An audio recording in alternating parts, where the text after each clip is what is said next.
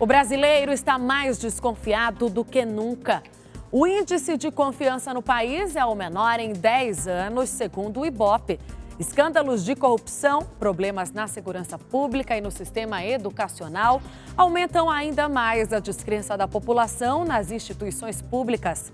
A crise das instituições é o tema do Estúdio News, que começa agora.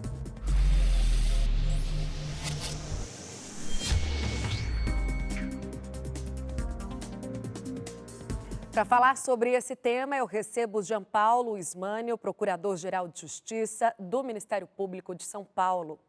Bem-vindo, procurador, ao Estúdio Tainá. News. É um prazer recebê-lo. Prazer todo meu. O sistema político tem aquela clássica divisão dos três poderes, com o executivo formado pelo presidente da República, prefeitos e governadores, legislativo com vereadores, deputados e senadores, e o judiciário com o Supremo Tribunal Federal e os respectivos tribunais. Levando em conta o cenário atual de tantas desavenças, na sua opinião, de que forma pode-se chegar a um diálogo maior entre esses três poderes para que eles consigam atender melhor as demandas da população?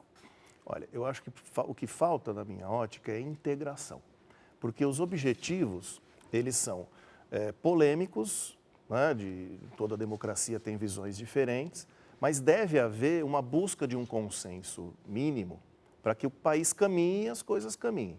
Para isso, precisa haver interlocução.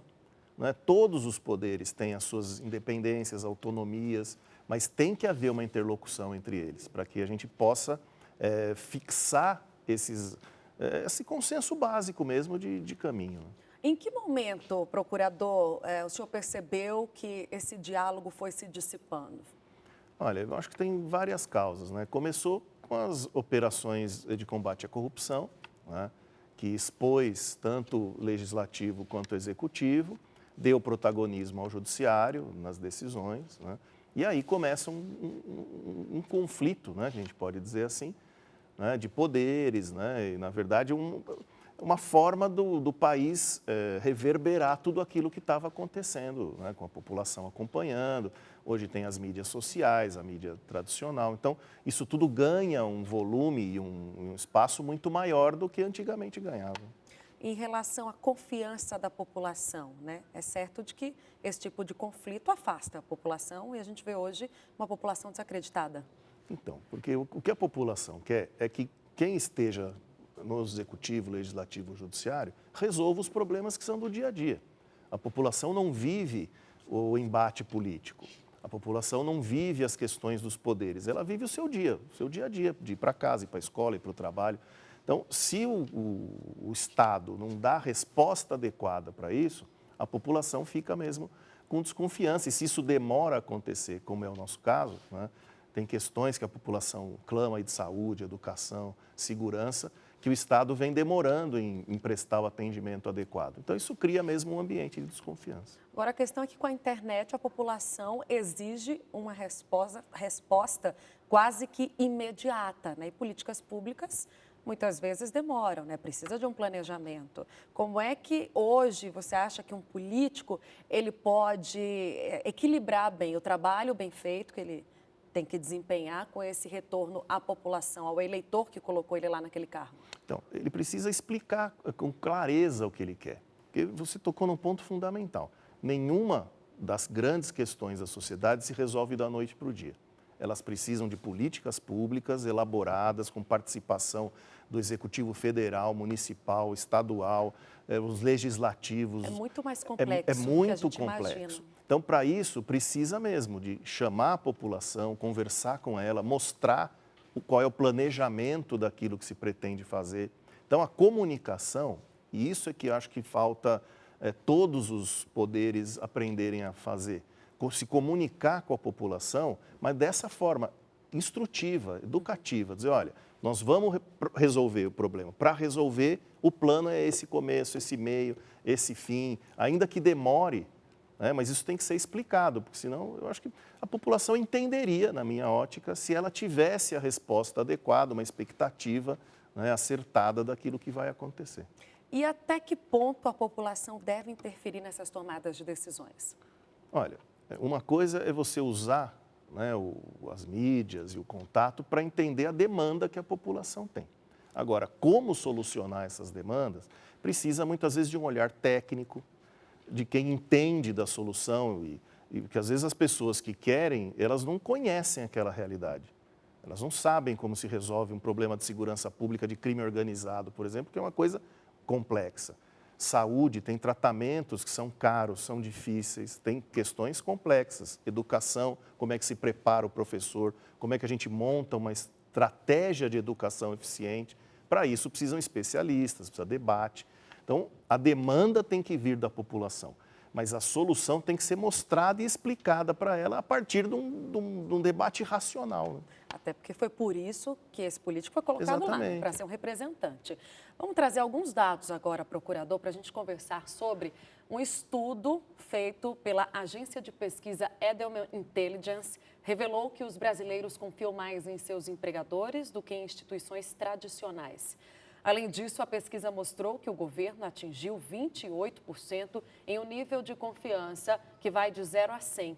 A mídia aparece com 41%, as ONGs com 57% e as empresas com 58% no nível de confiança. Qual é a leitura que o senhor faz desse cenário? Olha, a leitura que eu faço é que o cidadão ele está valorizando aquilo que está perto dele. Então, o que está perto dele? A empresa em que ele trabalha e as empresas com as quais ele consome. Né? O que está perto dele? ONGs que atuam dentro das questões que ele precisa, educação, saúde. Né? O que está perto dele? A mídia que ele tem contato todo dia, ou nos jornais, ou na televisão. Então, o que está próximo a ele, e o que é próximo no sentido de resolver problemas da vida dele, ele confia. Aquilo que ficou longe dele e que, portanto, não resolve os problemas dele, ele começa a desconfiar. Né? E é lógico, para que serve um legislativo que não resolve os meus problemas, um executivo que não resolve, o judiciário que não resolve. Então, as instituições formais precisam se aproximar da população, mas não se aproximar demagogicamente, se aproximar daquilo para que a população enxergue o que eles estão fazendo, até com as dificuldades que existem, porque um parlamento tem um debate acirrado. Precisa mostrar para a população que o debate é necessário, porque são várias correntes de entendimento. Mesma coisa o executivo, que tem dificuldade de orçamento, tem dificuldades da própria burocracia, isso precisa ser explicado. Né? Como é que vocês trabalham aqui para promover essa aproximação no Ministério Público de São Paulo? Vocês precisaram mudar um pouco a estratégia? Precisamos mesmo. Quando eu assumi, nós percebemos esse distanciamento. Né? E aí nós usamos uma série de estratégias que vão sendo de aproximação. Usamos a mídia, por exemplo, hoje todo o Ministério Público tem todas as formas de mídia. Começamos a gravar, né? O procurador-geral ficava mais resguardado, hoje eu gravo programas, coisas simples, de celular, né? Mensagens, explicações que vão para a mídia externa, os promotores têm feito isso, a gente tem programas semanais que vão para a internet de explicação do que nós vamos fazendo. Temos programas específicos, a gente fez um seminário, né, e um evento que teve até a participação de artistas. Legal. Nós fizemos chamou Retratos da Cidadania. Nós mostramos o que o promotor fazia, mostramos o benefício dele, entrevistando e mostrando o benefício da ação dele, e pegamos um artista para ele representar artisticamente aquilo. Demonstrar como é o trabalho. Uma escultura, um quadro, e levamos para o estado inteiro. Então, são formas de popularizar aquilo que a gente faz e também transformar em linguagem das pessoas. Não adianta nada falar em um juridiquês que ninguém entende. A gente precisa comunicar a linguagem que as pessoas falam no dia a dia delas. E o distanciamento gera uma revolta, o não entendimento gera Exatamente. Uma revolta, né? Não, ele precisa entender por que o promotor faz isso, por que ele faz aquilo, por que tomou tal decisão. Ou, melhor, qual é o benefício do que ele faz. Então, a gente mostra para a população que o Ministério Público é um investimento dela. Porque o que a gente consegue de retorno, por exemplo, de resolver um lixão da cidade, né, de resolver um problema de habitação de um local que estava sem condições de habitação e agora ele tem, né, uma ação civil que resolveu problemas de sem teto, de sem terra, problemas que resolveram questões de consumidor graves, né, problemas criminais que a gente recupera bens, sonegação fiscal. Ou seja, nós recuperamos bens em muito maior valor do que o nosso orçamento. Então, isso a sociedade precisa ver, né? Que o que ela investe na gente, como Ministério Público, retorna, né? Em trabalho com criança, com idoso, criminalidade, combate à corrupção. Então, são muitas atividades que são todas em benefício da sociedade. Se a sociedade não vê, ela tende a não valorizar. Então, a gente tem que mostrar, e a gente tem feito, né, procurado, né, mostrar muito, embora nem sempre a gente encontre os espaços, né, porque, de fato, é às vezes mais fácil falar de crise do que falar de coisas que funcionam. Mas a gente tem conquistado. Em todos os lugares tem um espaço para mostrar o que a gente faz. Tem uma fala do ministro Lewandowski dizendo que o grande protagonista do século XXI é o Poder Judiciário. O senhor concorda? Concordo. O que aconteceu, sobretudo no nosso país, mas eu acho que esse é um movimento mundial. Nós tivemos um século XX que foi um século de afirmação dos direitos, né? Tem até um pensador, um filósofo, Norberto Bobbio, que escreveu um livro chamado A Era dos Direitos, que foi sobre o século XX. Só que para você garantir esses direitos, é no judiciário que você vai primordialmente, evidente. E você vai aos outros lugares, mas é lá que se resolvem os conflitos. Então, o judiciário ganhou, né, no final do século XX e no século XXI, um protagonismo que antes ele não tinha, porque além de garantir os direitos, ele também resolve os conflitos entre os poderes, né, entre as pessoas. Então, de fato, o protagonismo hoje que a gente está assistindo no Brasil, né, porque a gente tem uma defasagem de direitos muito grande, o Brasil é um país muito desigual, mas no mundo todo também a gente vê um judiciário que hoje tem uma outra forma de funcionar do que tinha antigamente. Como é que o senhor avalia essa divulgação do trabalho do Supremo, principalmente, porque tem ali, né, uma televisão colocando em evidência os julgamentos e os ministros, quase que em tempo real, 24 horas, se você ligar lá, você assiste o que eles estão tratando e o que eles estão dizendo. E aquilo dali, às vezes, vem contra eles próprios, né? Então, hoje em dia, a gente sabe o nome dos ministros, como a gente sabe o nome de um ministro do Executivo, como sabe o nome de um presidente, de um deputado, de um senador. Qual a avaliação que o senhor faz disso? É mais positivo ou negativo, na sua opinião? Eu acho que é positivo. Primeiro, porque você tem que abrir as decisões. Elas não podem ser uma caixa preta. Ou seja, a população tem direito de saber a decisão e como é que ela é formada. Ela tem direito de saber a opinião dos ministros, como eles atendem aquilo, porque eles estão decidindo questões que são do dia a dia, são relevantes para a população. Então, não tem como não ser dessa maneira transparente. Segundo, não tem protagonismo sem responsabilidade. O mesmo movimento que traz protagonismo, ele traz a responsabilidade, traz o controle e traz o olhar das pessoas. Então, é o que está acontecendo hoje, né? Toda a briga do Supremo é pública, toda a postura dos ministros é pública. E, como é pública, sujeita a críticas, né? Tem hoje torcida até, tem gente que gosta de tal ministro, tem gente que gosta do outro ministro, mas faz parte da democracia, eu acho positivo. Certo. Agora vamos falar de um caso mais recente, que é a investigação do Supremo contra as fake news envolvendo alguns ministros. Foi alvo de críticas, não só por parte da população, por parte da imprensa, no Congresso também. Teve uma abertura de inquérito, a Procuradora-Geral da República, Raquel Dodge, pediu o arquivamento dessa investigação. Aí, depois disso, esse pedido foi negado pelo ministro Alexandre de Moraes, gerou toda aquela situação, aquela saia justa. A crise que se gerou a partir daí era necessária, na sua opinião? Ou, como o senhor falou logo no início, se resolveria com um diálogo ali, numa sala fechada? Eu não sei nem se numa sala fechada, mas se houvesse interlocução, a impressão que eu tenho é que isso teria sido evitado. Por quê? Vamos falar racionalmente. O regimento do Supremo permite a abertura de investigações pelo presidente do Supremo. Isso está no regimento. Quando a gente dá aula de processo, você fala, ó, existem funções atípicas do judiciário. Quais são? De investigação, onde elas estão? Nos regimentos. Então, eles têm essa atribuição. Mas a investigação, o mérito da investigação para a propositura de ação é do Ministério Público. Também é claro para a gente, olha, abriu, encaminha ao Ministério Público, o Ministério Público avalia o que foi investigado para ter a sua opinião se aquilo procede ou não. Então, o que deveria ser feito?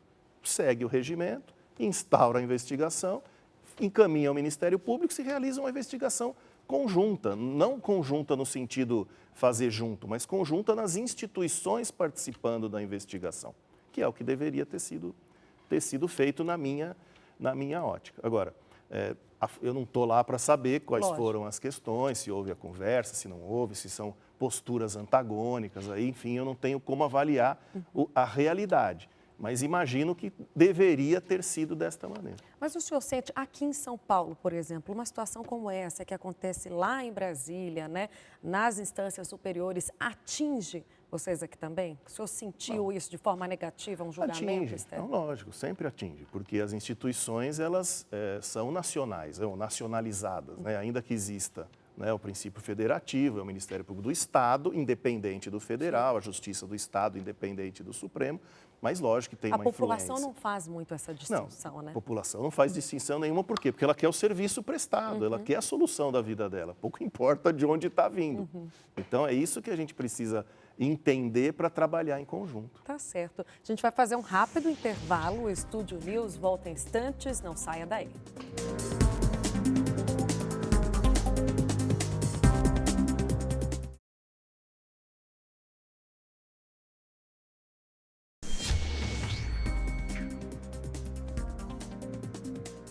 O Estúdio News está de volta. Hoje eu recebo Jean Paulo Ismânio, Procurador-Geral de Justiça do Ministério Público de São Paulo.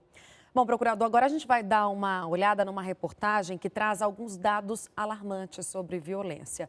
A falta de segurança, além de destruir milhares de famílias brasileiras, também prejudica a economia do país. Vamos ver. A violência virou um assunto também para os economistas. Além do custo emocional para as famílias, ela tem um preço para o país.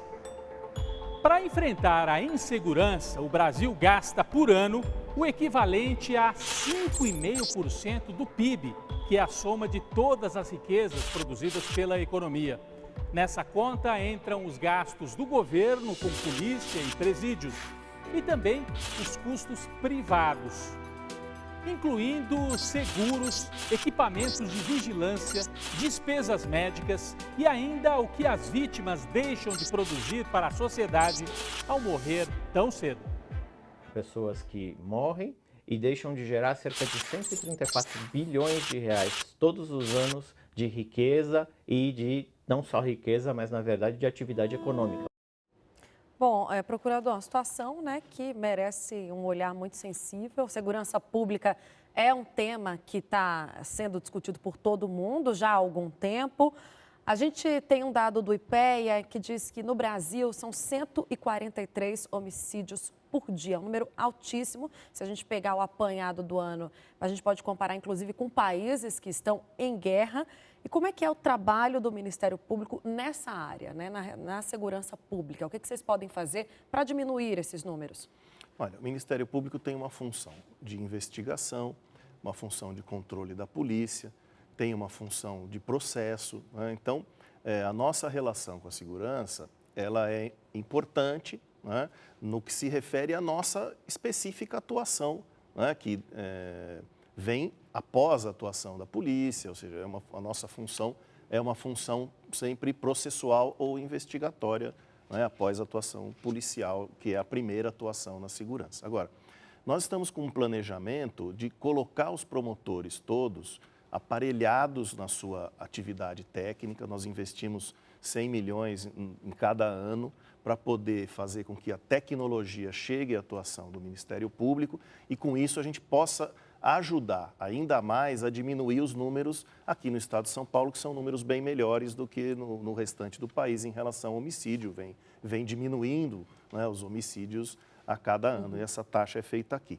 Então, nós temos hoje investigações cibernéticas, nós temos hoje um sistema que permite coleta de dados de investigação onde quer que os dados estejam, né? A gente tem um sistema, um laboratório de análise de dados para poder localizar quais são os autores dos crimes, qual é o crime organizado que está atuando, em qual região que ele está atuando, né? E poder oferecer um trabalho mais eficiente. O GAECO, que trabalha com o crime organizado, hoje tem uma operação a cada 3 dias. num combate a tráfico de drogas, né? Combate a roubo de carga, de arma, ou seja, nesse crime que é mais organizado e mais grave. E com isso, a criminalidade do entorno começa também a arrefecer, a diminuir. A gente está sufocando o crime por também localizar os bens, né? Nós só nesse ano já recuperamos mais de 190 milhões em bens apreendidos do crime, porque você precisa sufocar o financiamento da criminalidade, isso a gente tem atuado. E agora a gente vai instaurar a Promotoria de Segurança Pública, né, que pretende trabalhar com as políticas públicas de segurança da parte do Ministério Público, das polícias, trabalhar em conjunto para oferecer soluções mais rápidas para os crimes que estão no dia a dia, né, o roubo, o furto. As soluções precisam ser mais rápidas, mais eficientes, o processo mais rápido, a sanção mais rápida. Nem sempre é a prisão, mas tem que ser rápida, né? Ou seja, a justiça não pode demorar para atingir... Esse é o grande entrave no trabalho da justiça? Aqui no Brasil como no Brasil todo, todo. Né? Um dos grandes entraves é esse, porque a gente tem um sistema muito repetitivo e, portanto, demorado. Então, faz o inquérito policial, depois faz a instrução processual, depois vem o recurso da segunda instância, o recurso para o Supremo, ou seja, tudo isso é longo. A gente precisa encontrar uma fórmula, a gente está trabalhando, por exemplo, para aumentar o acordo, né? O acordo judicial. Tem projetos hoje, nós apoiamos, né? O que a gente chama de barganha, ou plea bargaining, né? na linguagem, porque precisa ter uma solução rápida para esses crimes que não são tão graves, que às vezes a prisão não é a solução. Então, a solução tem que ser rápida. Esse tipo de acordo está previsto no projeto. Está previsto no projeto do ministro Sérgio Moro. Eu participei do projeto anterior, que estava com o do ministro Alexandre de Moraes, foi um projeto da Câmara dos Deputados, e nós apresentamos lá um projeto ainda que amplia mais o acordo. E nós defendemos esse primeiro projeto. Qual que é a diferença? É o tempo dos crimes, né? Nós achamos que no projeto do Moro é a máxima de 4 anos, nós achamos que tem que ampliar, né? A máxima tem que ir até 8 anos. Só para a gente entender melhor como é que funcionaria na prática. Na prática é o seguinte, quanto mais você amplia a pena, mais crimes você traz para o âmbito do acordo. Nós achamos que todos os crimes patrimoniais, não os que atentam contra a vida, mas os crimes patrimoniais, eles devem ser objeto de acordo. Porque a gente já sabe a solução, você já sabe como é, precisa ser rápido, precisa ter reparação à vítima. Não adianta esperar 5, 6 anos para ter uma reparação para a vítima. Não adianta esperar 8 anos para ter uma multa de sanção. Ou seja, já que as sanções são essas, mais brandas, elas têm que ser imediatas. Num acordo, é interessante para a sociedade, é interessante para a pessoa, que vai ter uma solução rápida para o réu, né? É importante para a vítima, que vai ter uma reposição de danos. Então, precisa ser feita uma justiça mais rápida, né? Então, esse é um dos graves problemas que a gente ainda tem. O senhor acredita que esse projeto vai para frente? A gente está fazendo força para ir, porque todo mundo concorda que precisa ter uma maior rapidez no sistema judicial penal, né? Todo mundo está concordando que a solução do acordo é uma boa solução. A diferença é em qual é o tamanho do acordo. Então, vamos chegar num consenso e vamos ampliar. Olha, o presidente da República, Jair Bolsonaro, também tem feito um esforço imenso para aprovar a reforma da Previdência. É outro tema que eu queria perguntar para o senhor sua opinião. O senhor acha que tem grandes chances dessa reforma ser aprovada ainda com aquele discurso de não barganhar, né? Ainda que a gente vê o governo um pouco no meio do caminho em relação a isso. Não sabe se faz essa troca, se não faz. O senhor acha que tem chances mantendo esse discurso de campanha ou não? Olha, pelo que eu acompanho lá em Brasília, às vezes a gente vai lá para saber das reformas, né? A gente, como representantes, às vezes, dos procuradores gerais, a gente costuma, às vezes, ir a Brasília. Vocês estão acompanhando? A gente acompanha até porque afeta diretamente a instituição, né? A gente tem dito que o Ministério Público precisa manter um contrato competitivo de trabalho para a gente poder atrair bons jovens para a nossa profissão, né? E um contrato competitivo passa por uma previdência segura, né? Então, a gente tem defendido isso, né, com os deputados e os senadores, né? Mas o que a gente está vendo é isso, que está havendo um desencontro, né, de ideias e uma falta de articulação. Isso é visível quando a gente vai a Brasília, né? Os partidos ainda não têm a sua própria articulação, o governo ainda não está bem articulado naquilo que ele deseja. Então, eu sinto uma vontade de aprovar a reforma, né?